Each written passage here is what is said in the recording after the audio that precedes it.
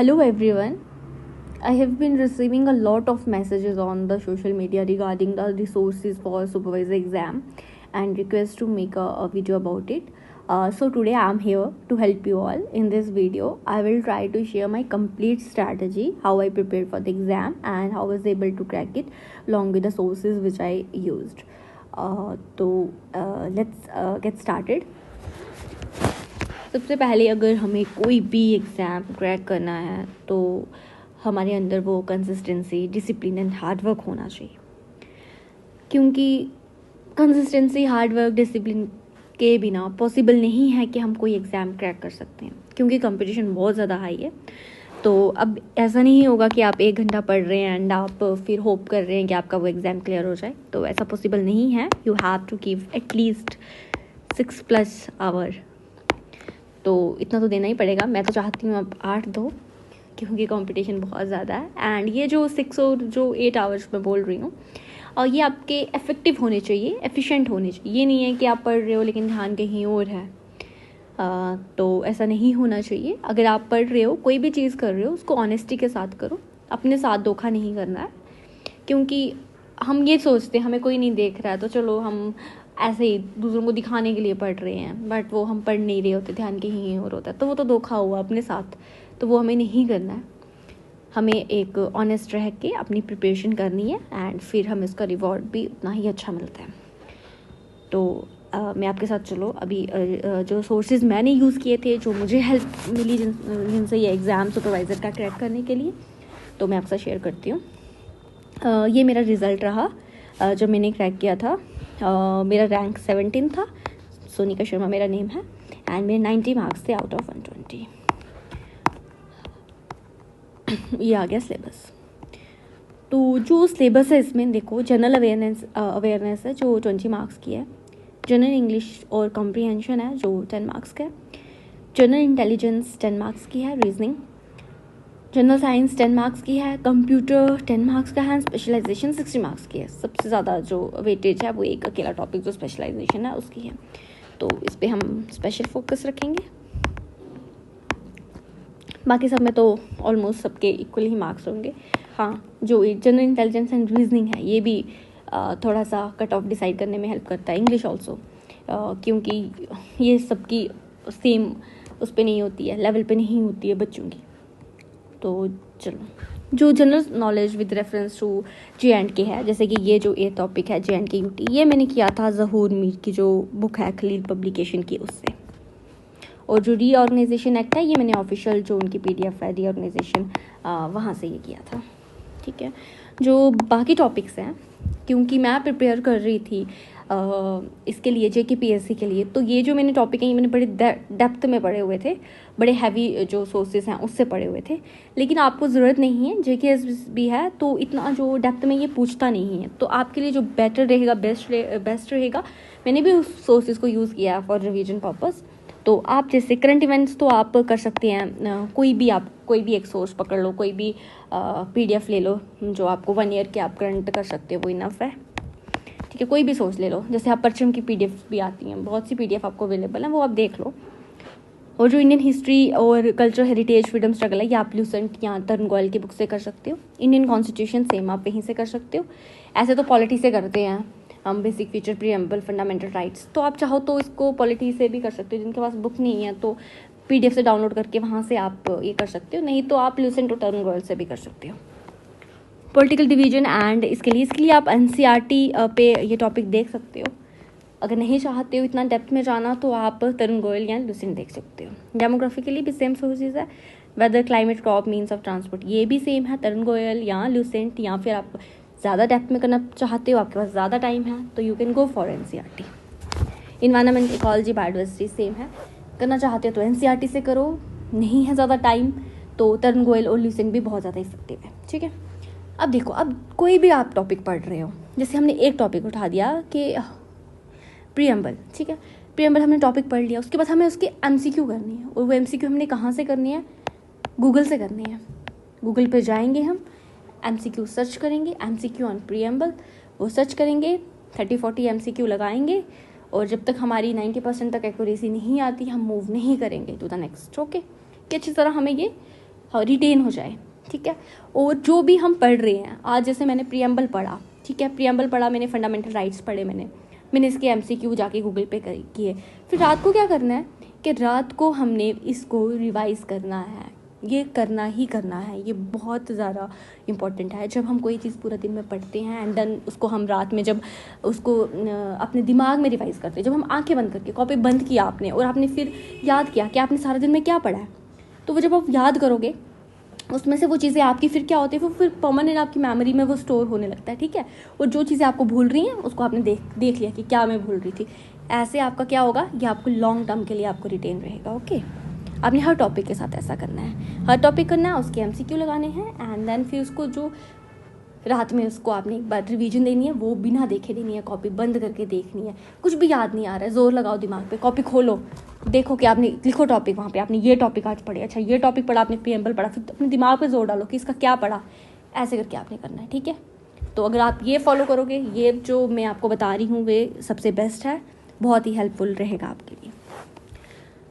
जो नेक्स्ट है वो है जनरल इंग्लिश एंड कम्प्रीहेंशन। इसके लिए आप SSC के टीचर्स की बहुत सी वीडियो अवेलेबल हैं यूट्यूब पे, वो देख सकते हो। टॉपिक सर्च करोगे, देखोगे जिससे आपको अच्छा लगता है। टेंसेस आपने सर्च की, जिसके अच्छे लग रहे टेंसेस देख लो वीडियो, ठीक है, एंड फिर उसके MCQ प्रैक्टिस कर लो। तो आपको ये करना है एंड आपको रिसोर्सेज अपने बहुत लिमिटेड रखने हैं, जो मैंने आपको बताया है। कोई एक, यहाँ तो तरुण गोयल कर दो, यहाँ तो लुसेंट कर दो, यहाँ तो NCERT कर दो, ठीक है। बाकी फिर जो MCQ से करोगे और जो आपको लग रहा है जो आपके नोट्स में नहीं था और आपने वो वहाँ से MCQ में कुछ आपको एक्स्ट्रा दिख लिया, तो आप उसको ऐड ऑन कर सकते हो, ठीक है। तो MCQ आपको गूगल से भी प्रैक्टिस कर सकते हो, यूट्यूब पर भी बहुत से MCQ वीडियोज़ आती रहती हैं, वहाँ से भी आप प्रैक्टिस कर सकते हो। कुछ जो अलग है वो ऐड ऑन कर दो आप। नेक्स्ट आ गया जनरल इंटेलिजेंस एंड रीजनिंग। तो ये भी आप SSC के टीचर्स हैं और वहाँ से कर सकते हो, यूट्यूब से कर सकते हो। इसका टॉपिक वाइज करोगे, MCQ प्रैक्टिस करोगे, लेकिन मैं ये बोलूँगी आपको कि आपको डेली मैथ्स के ना जो MCQ ये प्रैक्टिस करने चाहिए, क्योंकि मैथ्स जो है वो प्रैक्टिस से ही आता है। तो आप जितना उसको प्रैक्टिस करोगे उतनी आपकी स्पीड इंक्रीज होगी रीजनिंग और मैथ्स में। नेक्स्ट आ गया जनरल साइंस। जनरल साइंस के लिए सेम, या तो आप NCERT कर सकते हो, या तो आप लुसेंट कर सकते हो, यहाँ तो आप तरुण गोयल कर सकते हो। जो भी आपको अच्छा लगता है वहाँ से करो, फिर इसके MCQ प्रैक्टिस करो, जो एक्स्ट्रा दिख रहा है उसको ऐड ऑन करो एंड देन मूव करो, ठीक है। कंप्यूटर के लिए आप अरिहंत से कर सकते हो। फिर आ गया स्पेशलाइजेशन। देखो इसमें कुछ पार्ट सोशोलॉजी का है, कुछ ह्यूमन राइट्स के रिलेटेड है, कुछ इसमें स्कीम्स के रिलेटेड है, तो ये बहुत सा कंबाइन करके एक स्पेशलाइजेशन बना है। ये सिर्फ सोशोलॉजी नहीं है, ठीक है, इसमें बहुत सी चीज़ों को कंबाइन किया, तो तभी इसका नाम स्पेशलाइजेशन है। तो जो ये है यूनिट 1 है, जो society, social stratification, social institution, marriage, kinship, family, social chain. देखो इसके लिए NCERT भी आती है 11th 12th की, देख लेना किस में है, अभी मुझे इतना याद नहीं रहा है, तो वो भी आप देख सकते हो। मैंने वो भी, मेरे पास टाइम था तो मैंने वो NCERT भी देखी थी, ठीक है। और इग्नू की नोट्स आते हैं, इग्नू की बुक्स मिल जाएंगी आपको ऑनलाइन। आप सर्च करोगे ना सोसाइटी, तो वहाँ पे इग्नू PDF लिख दोगे, वो डाउनलोड कर सकते हो आप। इग्नू PDF कुछ डाउनलोड करके आप देख सकते हो, तो आपको PDF मिल जाएंगे, आप वहाँ से पढ़ सकते हो। ऐसे आपने हर टॉपिक सर्च करना है, सोसाइटी किया, कम्युनिटी किया, एसोसिएशन सर्च किया, ठीक है, वहाँ पर आपको दिख जाएगा।